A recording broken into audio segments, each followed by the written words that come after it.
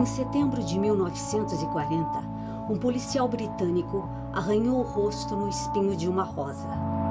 O pequeno corte foi infectado por bactérias e Albert Alexander faleceu meses depois.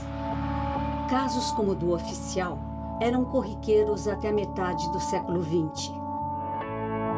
O mundo antes dos antibióticos era um mundo muito mais complicado, porque alguém que adquirisse uma infecção, e podia ser até uma infecção simples, né? Ele estava praticamente com uma sentença de morte assinada. Toda a família tinha algum caso de criança ou adulto jovem que morria por causa de algum quadro infeccioso. Tuberculose era outra causa importante de morte, meningite por bactérias. Você não tinha nada para usar para impedir que aquelas bactérias continuassem se multiplicando. Na Primeira Guerra Mundial, dos quase 10 milhões de soldados mortos, mais da metade morreu por infecções. Canhões, baionetas e rosas podiam ser igualmente letais. O oficial médico, o escocês Alexander Fleming, voltou da Primeira Guerra interessado em substâncias para tratar feridas infectadas.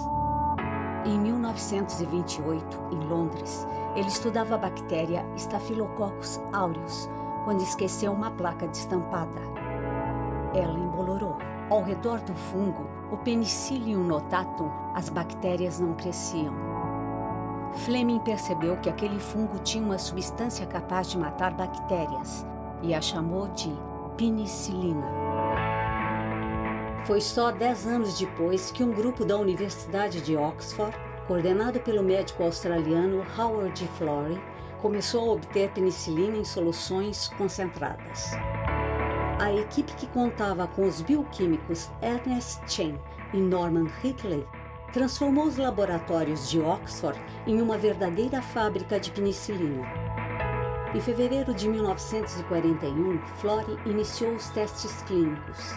O policial da rosa foi o primeiro paciente. A infecção começou a ser curada, mas toda a penicilina que haviam conseguido produzir acabou e ele faleceu. Com a cura de novos pacientes, os resultados foram incontestáveis. Produzir grandes quantidades passou a ser prioridade. Os Estados Unidos tinham entrado na Segunda Guerra. A necessidade do antibiótico para tratar soldados feridos motivou investimentos do governo americano e dos fabricantes para a produção em larga escala. Em 1945, a penicilina chegou às farmácias. Sob a prescrição dos médicos, os farmacêuticos preparavam e distribuíam o antibiótico para o público. Infecções até então fatais agora tinham cura. Nesse mesmo ano, Fleming, Florey e Chain receberam o Prêmio Nobel. O sucesso da penicilina abriu a era dos antibióticos, que, junto de mudanças de hábito e medidas de controle sanitário, reduziu a mortalidade no mundo todo. Os médicos da época achavam que o problema estava absolutamente resolvido, que ninguém mais ia morrer de infecção.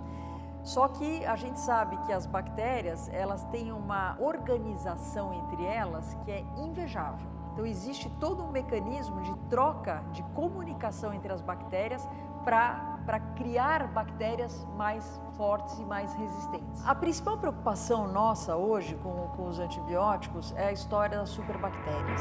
Hoje a principal questão é o uso racional dos antibióticos.